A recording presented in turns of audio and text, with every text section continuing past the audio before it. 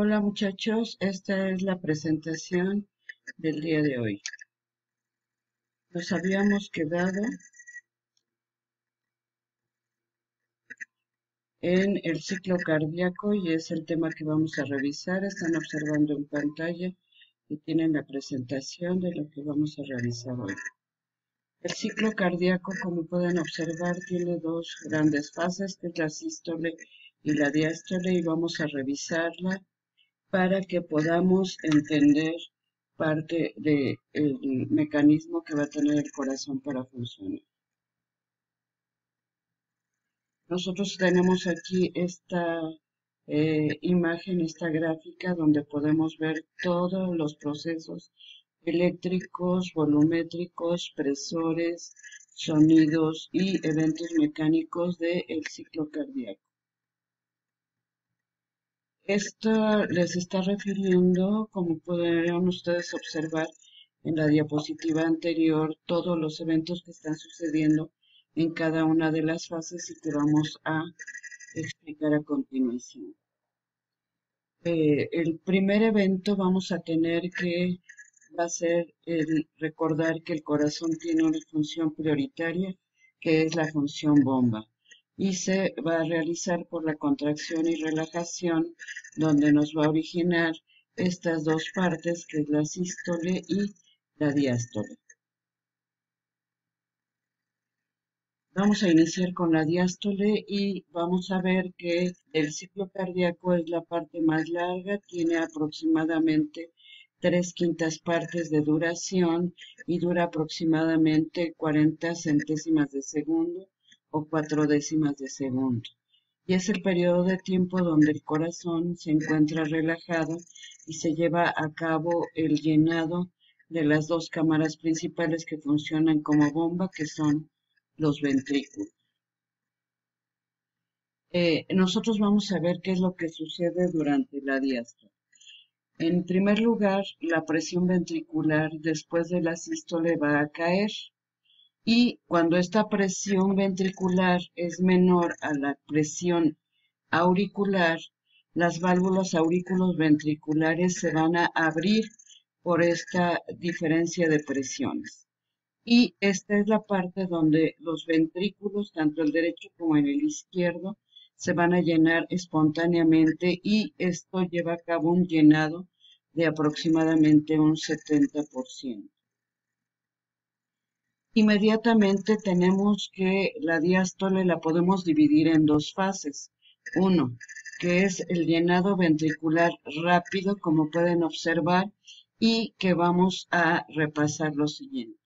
La presión intraventricular es menor o igual a 0 milímetros de mercurio que la presión intraauricular. Por lo tanto, este gradiente de presión va a hacer que pase la sangre a través de las válvulas auriculoventriculares, tanto la tricuspidia como la mitral, y este gradiente de presión va a ser un llamado efecto aspiradora.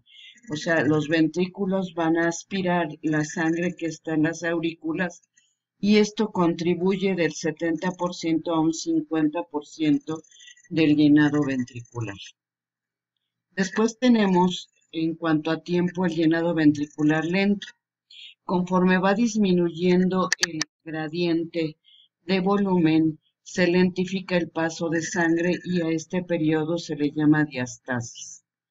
Y esto va a aportar el otro 20% del 70% del llenado ventricular, o sea, del volumen ventricular. Esto es el 70%, o sea, el 50% del llenado ventricular rápido y el llenado ventricular lento de un 20% me da el 70%. De mi 100% del llenado se va a llevar a cabo por la contracción o sístole auricular.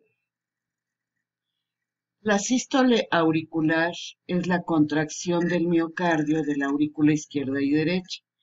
Y estas se van a contraer simultáneamente, un poquitito, milésimas de segundo, más rápido en la aurícula derecha que en la izquierda, pero la presión en ellas va a aumentar forzando a la sangre a salir, como acabamos de ver.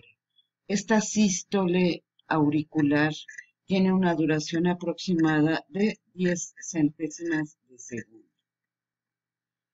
Esta contracción auricular en la gráfica de nuestra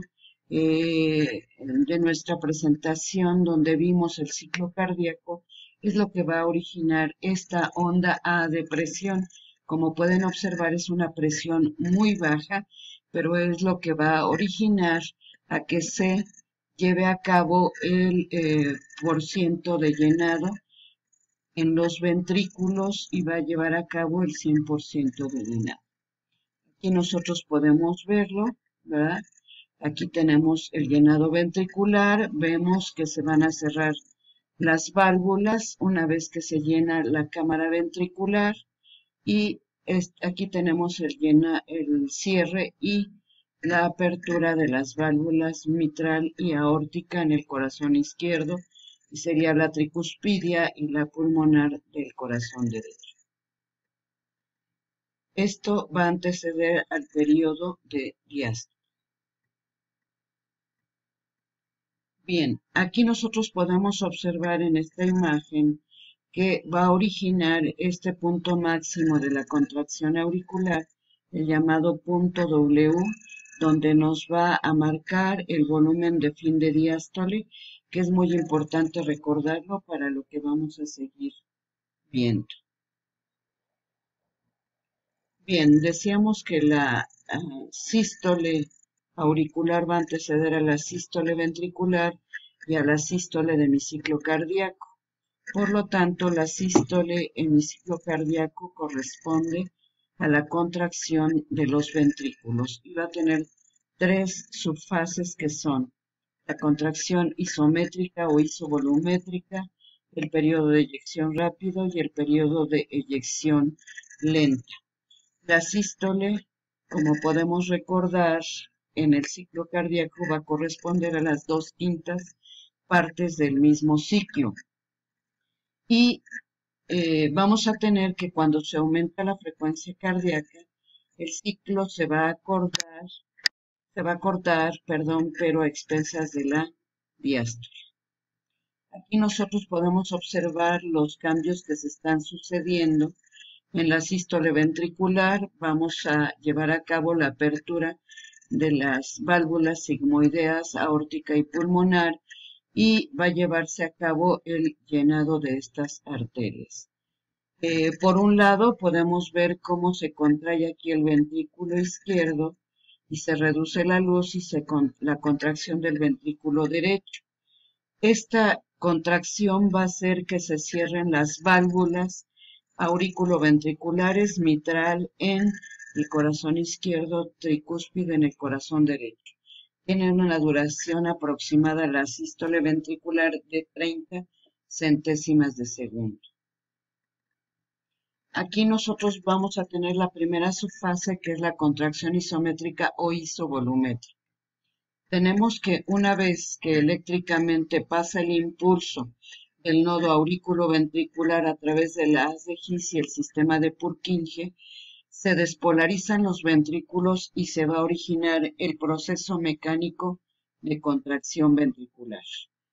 Esto va a hacer que aumente muy rápidamente la presión intraventricular y al aumentar la presión intraventricular sobre la presión intraauricular, van a cerrarse las válvulas auriculoventriculares y se va a originar el cierre de estas válvulas que originan un flujo, turbulencia, y esto me va a generar el primer ruido cardíaco, que va a ser el inicio de la sístole.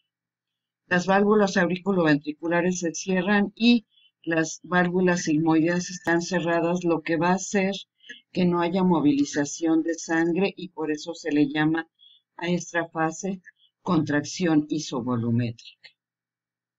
Inmediatamente después, la presión que nosotros vamos a tener, que se va a generar por este cierre de las dos válvulas, va a hacer que aumente la presión del ventrículo izquierdo y va a abrir a las válvulas sigmoideas, tanto la aórtica como la pulmonar. Y aquí tenemos que eso va a provocar la apertura de las válvulas y por lo tanto el flujo sanguíneo ventricular, como podemos ver aquí en la imagen, va a subir mucho y también esta salida va a hacer que disminuya el flujo, como podemos ver aquí en la gráfica verde, está descendiendo el volumen ventricular, pero aumenta el flujo de sangre. Después vamos a tener el periodo de eyección lenta. Una vez que termina la contracción, las presiones empiezan a descender y la sangre solo va a pasar por inercia, por lo tanto esto lentifica el volumen o el flujo sanguíneo y por eso se le llama eyección lenta. Esto va a originar a que no salga, o sea, nunca se va a quedar exangüe el ventrículo. Y vamos a tener un llamado volumen residual o volumen de fin de sístole. Entonces, esto va a tener mucha importancia porque es un volumen que nos está midiendo la eficiencia del corazón como bomba. Aquí tenemos, en esta imagen podemos ver la eyección lenta, cómo va disminuyendo, cómo disminuye el flujo, pero observen en la gráfica verde cómo nunca va a llegar a cero, lo que habíamos dicho. El volumen nunca va a quedar exangüe en el ventrículo. Y por último, en la función ventricular vamos a tener la relajación isométrica y esto va a originar que se cierren las válvulas las válvulas semilunares o sigmoideas aórtica y pulmonar, y este cierre va a originar el segundo ruido, el S2, que corresponde al cierre de estas dos válvulas.